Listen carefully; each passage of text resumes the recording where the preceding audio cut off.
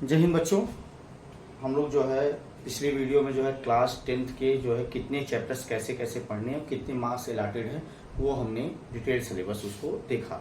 अब हम लोग जो है पहला चैप्टर फर्स्ट जो है आपका स्टार्ट करते हैं, रियल नंबर। रियल नंबर में बच्चों एक तो वर्ड है हमारा रियल, दूसरा वर्ड है हमारा नंबर। तो पहले नंबर को समझ लेते हैं, तो फिर रियल नंबर्स को समझते हैं। तो पहले नंबर क्या है बच्चों? तो बहुत से बच्चों को कन्फ्यूजन होता है, और जब वो गूगल पे करते हैं तो नंबर की अलग अलग चीज़ें अलग अलग देखने को उनको मिलती हैं। कोई बात नहीं, सबकी मीनिंग लगभग एक ही होती है कि नंबर क्या है। समझना आसान है, बस एक बार समझ लो। नंबर एक मैथमेटिकल वैल्यू है। नंबर और मैथमेटिकल वैल्यू है। क्या है बच्चों ये? और मैथमेटिकल वैल्यू है। नंबर क्या है बच्चों? Number is a mathematical value. Number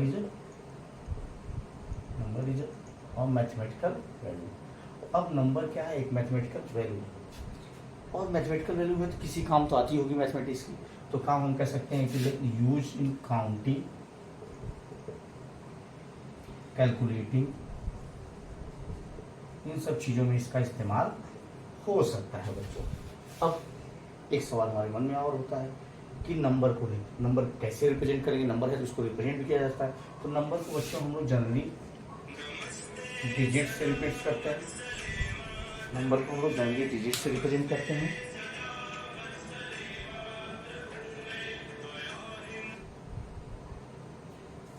तो बच्चों नंबर को जनरली हम लोग डिजिट से रिप्रेजेंट करते हैं या फिगर से रिप्रेजेंट कर सकते हैं। कई तरीके से चीज़ें रिप्रेजेंट्स होती हैं। तो आजकल जो सिस्टम है हमारा, जो जिसको हम लोग मैथमेटिक्स में पढ़ रहे हैं, तो कितने 9 डिजिट्स होते हैं जिससे नंबर को हम लोग रिप्रेजेंट करते हैं। और रोमन नंबर में नंबर को भी रिप्रेजेंट किया जाता है। फर्स्ट, इस तरीके से फिगर्स बने होते हैं। ये 10, ये 5, तो ये सारी चीज़ें उसमें भी LCM। तो ये रोमन नंबर्स में रिप्रेजेंटेशन इसी तरीके से हम लोग करते हैं। डिजिट्स का, फिगर्स का, बहुत सारी चीज़ें कई तरीके से। और हिस्ट्री ऑफ नंबर्स में जाएंगे तो और भी सारी चीज़ों को हमें देखने को, समझने को यहाँ पे मिलेगा। लेकिन ये हमारा पार्ट नहीं है, हमें ये समझना है कि नंबर क्या है। तो नंबर बच्चों, इसमें कन्फ्यूजन लगभग बच्चों को होता है, इसीलिए मैं बता रहा हूँ, इसको ध्यान समझिए। नंबर एक मैथमेटिकल वैल्यू है, ये कुछ एक्स्ट्रा चीज़ें नहीं है कि जिससे हमें घबराने की चीज़ है। एक मैथमेटिकल वैल्यू है, तो इसको हम लोग काउंटिंग, कैलकुलेटिंग जनरली इस्तेमाल कर लेते हैं। और नंबर को डिजिट से रिप्रेजेंट कर सकते हैं, फिगर से भी रिप्रेजेंट कर सकते हैं, जो भी आप समझ सकते हैं बच्चों। ठीक है, तो ये हमारा नंबर हो गया। अब रियल नंबर क्या है बच्चों? ये क्लास 9th का पार्ट है। थोड़ा सा डिटेल में इसलिए बताऊंगा जिससे कि आप लोग चीज़ों को आसानी से समझ सकें बच्चों। तो नंबर्स क्लियर हुआ आप लोगों को? इसे आप लोग जो है समझ लीजिएगा और रिवाइंड करके पीछे करके नोट भी कर लीजिएगा। ठीक है, अब हम लोग रियल नंबर पे आते हैं बच्चों। रियल नंबर पढ़ने से पहले हमें ये समझना होता है कि रियल नंबर होता क्या है। तो रियल नंबर बच्चा, जो भी नंबर लाइन पे रिप्रेजेंट होता है उसे हम लोग रियल नंबर कहते हैं। और भी कई चीज़ें हैं। नंबर को हम लोग बच्चा, रियल नंबर को रैशनल नंबर और इरेशनल नंबर का कम्बिनेशन भी कहते हैं। रैशनल नंबर और इरेशनल नंबर का कम्बिनेशन भी कहते हैं। तो रैशनल नंबर और इरेशनल नंबर का कम्बिनेशन भी कह देते हैं कि ये जो है आपका रियल नंबर है। अब चलो बच्चों, रैशनल नंबर क्या है? ये जनरली डिफाइन हम लोग कर चुके हैं, बेसिकली बहुत ही बार कर चुके हैं कि एक नंबर जो P/Q फॉर्म में हो, Q does not equal to 0 हो, एंड PQ क्या हो? इंटीजर्स हो। क्या हो? इंटीजर्स हो। वो क्या होते हैं? रैशनल नंबर होते हैं। इरेशनल नंबर क्या है बच्चों? जो P/Q फॉर्म में ना हो, या number which is not rational, it's called irrational, ये भी कह सकते हैं। लेकिन हम लोग यहाँ पे समझना होगा कि नंबर्स को जो हम लोग समझते हैं, तो नंबर में हमारा डेसिमल एक्सपेंशन से समझना इरेशनल नंबर आसानी से समझा जा सकता है। तो इसके जो डेसिमल एक्सपेंशन होते हैं वो तो होते हैं टर्मिनेटिंग बच्चों, टर्मिनेटिंग एंड या और नॉन टर्मिनेटिंग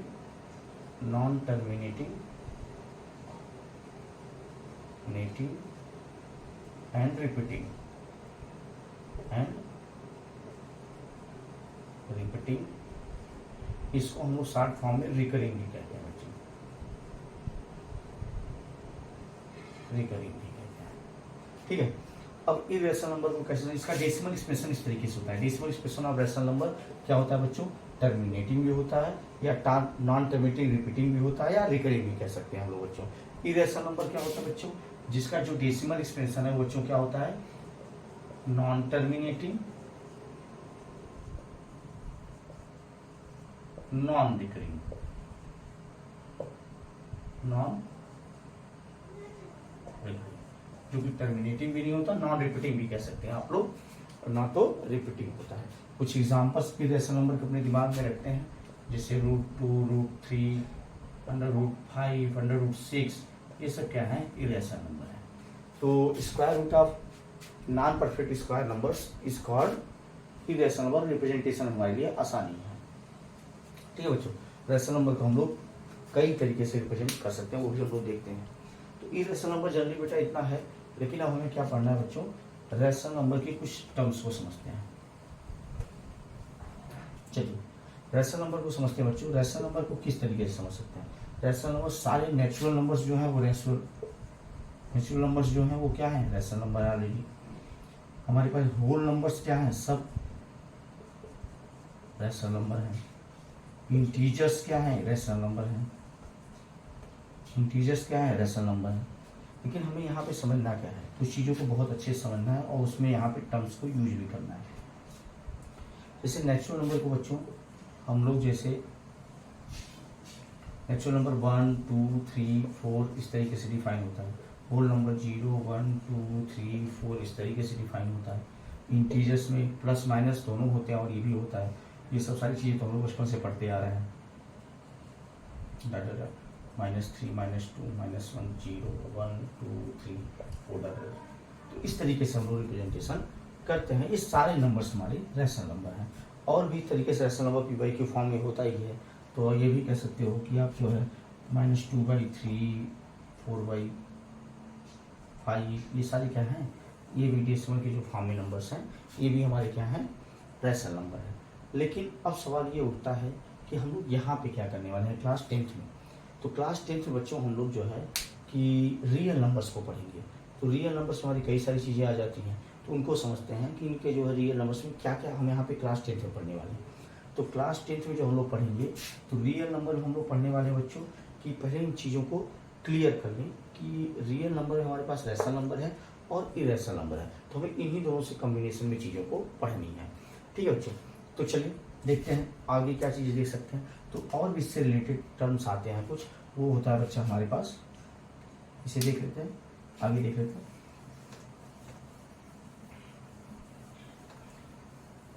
आगे और भी सारे टर्म्स हैं, even number, odd number, prime number, composite number,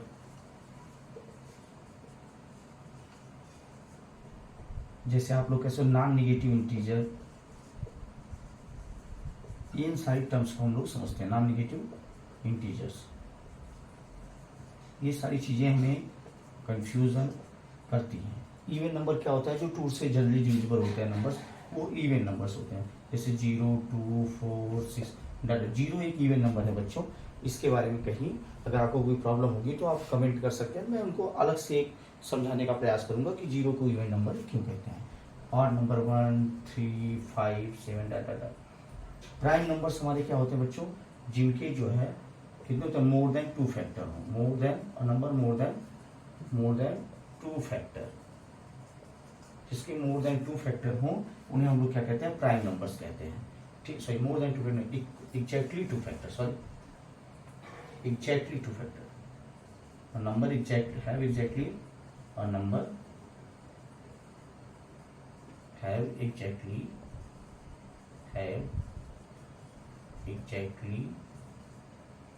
2 factor is called prime number. इसे हम लोग क्या कहते हैं बच्चों, प्राइम नंबर कहते हैं। एक नंबर जिसके पास एग्जैक्टली 2 फैक्टर्स उन्हें हम लोग क्या कहते हैं, प्राइम नंबर कहते हैं बच्चों। अच्छा, एक टर्म आ गया यहाँ पे, फैक्टर आ गया। अच्छा, तो फैक्टर बहुत इंपॉर्टेंट है समझना। फैक्टर क्या होता है बच्चों, इससे मैं आपको फैक्टर समझाता हूँ। तो फैक्टर क्या होता है बच्चों, कोई भी नंबर कितने नंबर से डिवाइड हो सकता है वो उसके फैक्टर्स होते हैं। जैसे 1 सिर्फ 1 से डिवाइड हो सकता है, तो 1 के कितने फैक्टर हैं? 1। 2 1 से भी डिवाइड हो सकता है, 2 से भी डिवाइड हो सकता है, तो इसके कितने फैक्टर हैं?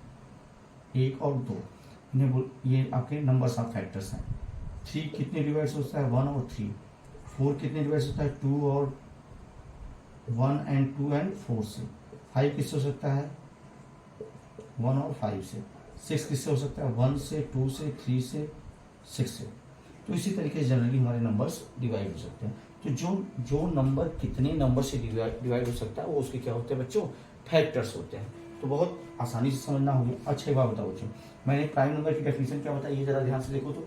A number have exactly 2 factor is called prime number. अच्छा बताओ इसमें कितने नंबर से जो है प्राइम नंबर है?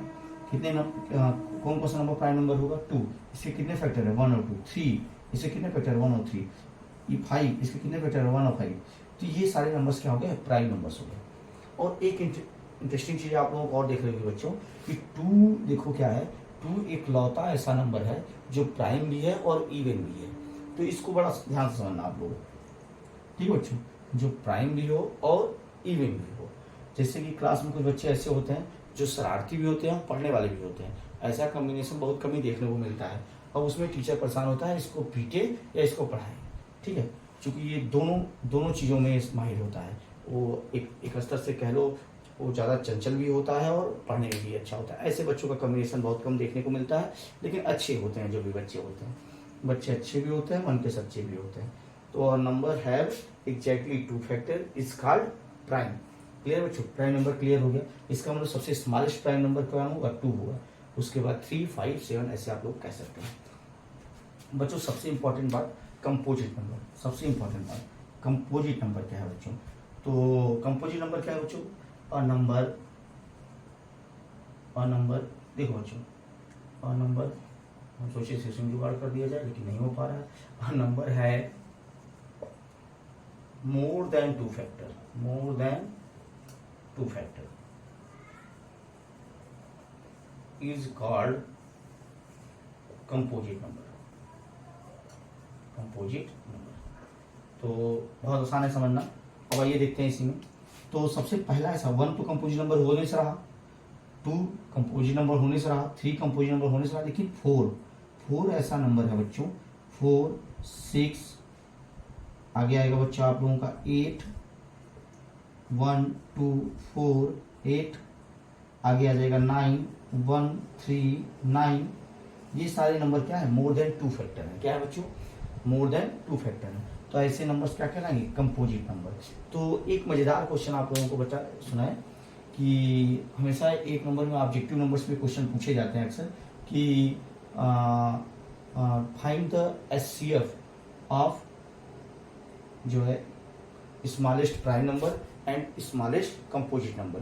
तो एचसीएफ निकालना होता है स्मॉलेस्ट प्राइम नंबर और स्मॉलेस्ट कंपोजिट नंबर का। तो आप लोगों को याद रहेगा कि जो स्मॉलेस्ट प्राइम नंबर होता है 2 होता है, स्मॉलेस्ट कंपोजिट नंबर क्या होता है? 4। तो इसका एचसीएफ हमारा 2 हो जाता है और एलसीएम हमारा 4 होता है। बहुत इंटरेस्टिंग क्वेश्चन है बच्चों, इसको दिमाग में आप लोग रखिएगा। तो ये हमारा जो है एक्सप्लेनेशन हुआ भी। नॉन निगेटिव इंटीजर हमेशा बच्चों होल नंबर, ये टर्म हमें बहुत बच्चों को डिस्टर्ब करता है। हम देखते हैं कि कहीं कहीं आ जाता है नॉन निगेटिव इंटीजर, तो बच्चे कंफ्यूज हो जाते हैं कि क्या है नॉन निगेटिव इंटीजर। तो नॉन निगेटिव इंटीजर समझ ही नहीं पाते। नॉन निगेटिव इंटीजर बच्चा होल नंबर को ही नॉन निगेटिव इंटीजर्स कहते हैं। ये जनरली क्या होता है? पूरा होल नंबर होता है। क्या होता है बच्चों? Whole number. होल नंबर को हम लोग क्या कहते हैं? नॉन निगेटिव इंटीजर्स कहते हैं। तो बच्चों इसको आप लोग अच्छे से देख लीजिएगा और इसको समझ लीजिए। इसके बाद जो है हम लोग बात करेंगे कि क्लास 10th की टॉपिक से हमें क्या क्या पढ़ना है। तो इसको अच्छे से आप समझिए और इसको नोट कर लीजिए।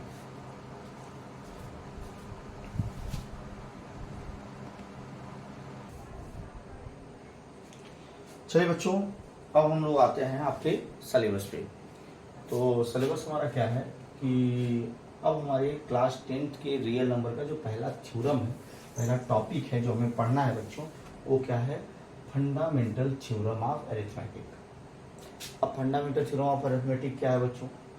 अब जो मैंने अभी आपको चीज़ें बताई थी, अब उसको अगर इसे जोड़ेंगे तो अच्छे समझ पाएंगे। एवरी कंपोजिट नंबर, अब कंपोजिट नंबर है उसके मोर देन 2 फैक्टर होते हैं, can be expressed as a product of primes. अब इसका क्या कहने मतलब, and this factorization is unique apart from order in which prime factors occurs. इनको समझना क्या है आपको कि थ्योरम क्या कह रहा है बच्चों, ठीक है। ये कह रहा है कि जो कंपोजिट नंबर्स होते हैं, तो पहला कंपोजिट नंबर हमारे पास 4 बच्चों। अब जरा प्राइम फैक्टराइजेशन 4 के करते हैं हम लोग। प्राइम फैक्टराइजेशन स्टूडेंट करेंगे तो ये 2 2 2 1 6, प्राइम फैक्टराइजेशन 2 3 3 1 12 2 6 2 3 3 1 50, अब 50 जहाँ 50 60 ले 2 30 2 15 3 5 5 1। ये सारे कंपोजिट नंबर्स हैं। इन्होंने क्या कहा, एवरी कंपोजिट नंबर, इसको समझिए, एवरी कंपोजिट नंबर 4 6 12 सभी कंपोजिट नंबर की बात कर रही है। एवरी कंपोजिट नंबर, बच्चों ध्यान देखिए, एवरी कंपोजिट नंबर, यहाँ पे हमारे पास 4 कंपोजिट नंबर लिए 4 6 12 एंड 16। ये हमारे क्या है, कंपोजिट नंबर्स हैं। अब कह रहा है ये every composite number can be expressed as a product of its prime, result of prime, ठीक है। And this factorization is unique. अब देखिए बच्चा 4 है, इसके कितने प्राइम फैक्टर हैं, 2 × 2। अब देखिए क्या है, ये प्राइम फैक्टर जो है यूनिक है और इसमें आर्डर से कोई मतलब नहीं है कि ये 2 2, मतलब कि ये चेंज नहीं हो सकते। अब 2 की जगह पे क्या आप 3 ला सकते हैं बच्चों, 5 ला सकते हैं, नहीं ला सकते। 4 के जो प्राइम फैक्टर है उसमें 2 और 2 यही आने वाला है, इसको रिप्रेजेंट 2 के पावर 2 से ऐसे भी करते हैं बच्चों, ठीक है। अब अगर हम लोग 6 का प्राइम फैक्टर देखें तो क्या है बच्चों, 2 × में 3, तो क्या 2 टाइम्स 2 ला सकते हैं हम लोग, या 3 टाइम्स 2 ला सकते हैं, या इसमें 5 प्राइम फैक्टर ला सकते हैं, नहीं। और 2 3 देखो 6, तो इसने क्या कहा, every composite number can be express as a product of prime. तो ये प्राइम के प्रोडक्ट में इक्वल है, देखिए 4 2 2 4 60 देख लीजिए बच्चों, तो 60 देखिए 2 × में 2 × में 3 × में 5, जिनका जब प्रोडक्ट करेंगे तो हमारा 60 होगा। और ये सारे प्राइम फैक्टराइजेशन क्या होते हैं बच्चों, यूनिक होते हैं। क्या होते हैं, यूनिक होते हैं, जिनको समझना हमारा बहुत ही आसान है। समझना हमें क्या है, बहुत ही आसान है। तो बच्चों ये चीजें थी इस थ्योरम की रिप्रेजेंटेशन, कि जो इसके प्राइम फैक्टर्स होते हैं यूनिक होते हैं, और ये जो कंपोजिट नंबर होता है ये इसके प्राइम फैक्टर्स के प्रोडक्ट्स के इक्वल में राइट किए जाते हैं, लिखे जा सकते हैं। तो ये फंडामेंटल थ्योरम ऑफ अरिथमेटिक्स है।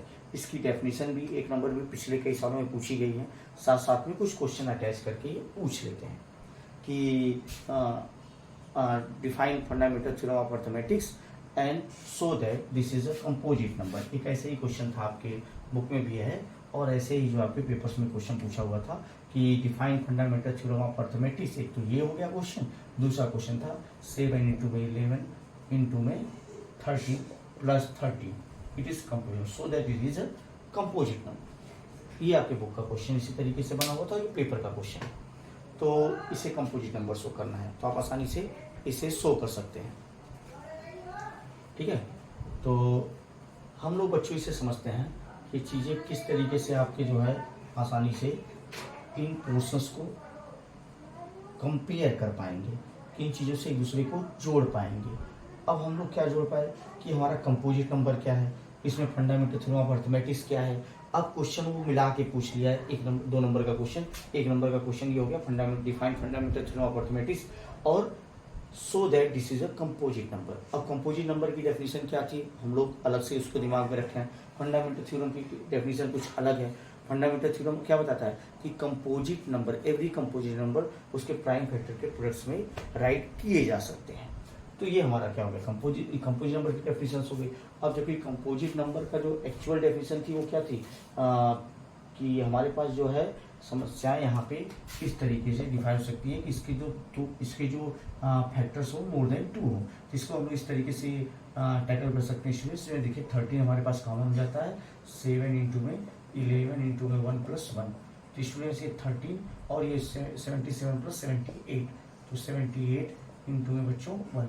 इसके कितने फैक्टर्स हमें अभी दिख रहे हैं, 3 दिख रहे हैं, और भी फैक्टर्स हो जाएंगे। 78 को अगर हम लोग ब्रेक कर देते हैं तो इसका मतलब ये मोर देन 2 फैक्टर्स है, इसलिए कंपोजिट नंबर है। इसलिए क्या बच्चों, कंपोजिट नंबर है।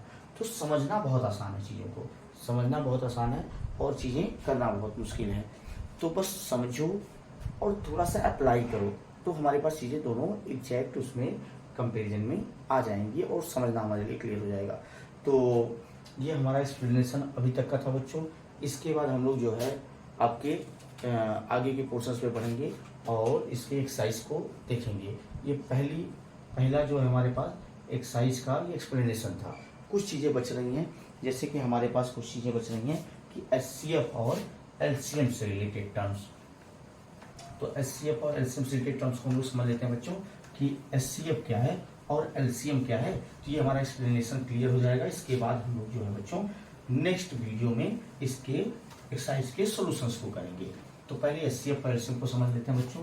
एचसीएफ क्या होता है बच्चों, एचसीएफ और एलसीएम ध्यान से समझिए। एचसीएफ क्या होता है, हाईएस्ट कॉमन फैक्टर होता है स्टूडेंट्स। क्या होता है, हाईएस्ट कॉमन फैक्टर होता है। और एलसीएम क्या होता है बच्चों, लोवेस्ट कॉमन मल्टीपल होता है। लोवेस्ट कॉमन मल्टीपल होता है। जरा इन दोनों को समझिए, कैसे जोड़ पाएंगे अपने आप से आप लोग। मैं 2 नंबर्स लेता हूँ बेटा। एक नंबर मेरे पास है 12, एक नंबर है हमारे पास 15। 12 के फैक्टर्स मैं लिख देता हूँ और 12 के मल्टीपल्स कुछ मैं लिखता हूँ। 12 के फैक्टर्स क्या हो सकते हैं बच्चों, 1 2 3 4 6 12। 15 के 1 3 5 एंड 15। ठीक है बच्चों। अब क्या कह रहा है, एचसीएफ क्या होता है, हाईएस्ट कॉमन फैक्टर। अब जरा देखिए हाईएस्ट कॉमन फैक्टर कौन कौन सा मिल रहा है हमको, 3 मिल रहा है स्टूडेंट्स, ओनली 3 मिलता है। ठीक है, और 1 मिल रहा है। तो इसके highest common factor HCF, highest common factor क्या है, 12 और 15 में हाईएस्ट कॉमन फैक्टर क्या है बच्चों, 12 और 15 में हाईएस्ट कॉमन फैक्टर हमारे पास क्या है, 3। क्या है, 3। इसका एचसीएफ कितना हो गया, 3। 12 और 15 का एचसीएफ ऑफ 12 एंड 15 अगर रिप्रेजेंटेशन आपका इस तरीके से होता है, ये आपका एचसीएफ हो गया। आइए स्टूडेंट एलसीएम को नजर देखते हैं। मल्टीपल, मल्टीपल सेंस आता है आपके टेबल से। 12 1 जा 12, 12 2 जा 24, 36, 48, 60। तो इसी तरीके से आप मल्टीपल को लिख सकते हैं। 51 जा 51, 15 1 जा 15, 15 2 जा 30, 45, 60, 75। इस तरीके से ये भी आगे आपका बढ़ सकता है, 72। इस तरीके से आगे ये भी बढ़ सकता है। लेकिन अगर हम इनसे मल्टीपल्स लिख रहे हैं तो एलसीएम क्या डिफाइन करता है, तो एलसीएम अगर हम लोग बात करेंगे, एलसीएम 12 और 15 की बात करेंगे बच्चों, तो ये लोवेस्ट कॉमन मल्टीपल बताता है। क्या बताता है, लोवेस्ट कॉमन मल्टीपल। तो लोवेस्ट कॉमन मल्टीपल अभी तक ये भी कॉमन नहीं है बच्चों, ये भी कॉमन नहीं, ये भी कॉमन नहीं है। सबसे लोवेस्ट कॉमन मल्टीपल 60 आ रहा है दोनों में बच्चों। इसके बाद आगे भी मिलेंगे, लेकिन सबसे लोवेस्ट हमारे पास यही कॉमन आ रहा है। तो एलसीएम ऑफ 12 एंड 15 क्या हो जाएगा स्टूडेंट, 60 हो जाएगा। तो ये कॉन्सेप्ट हमारा एलसीएम और एचसीएफ का था स्टूडेंट, और ये पहली एक्सरसाइज का एक्सप्लेनेशन आपको समाप्त हुआ।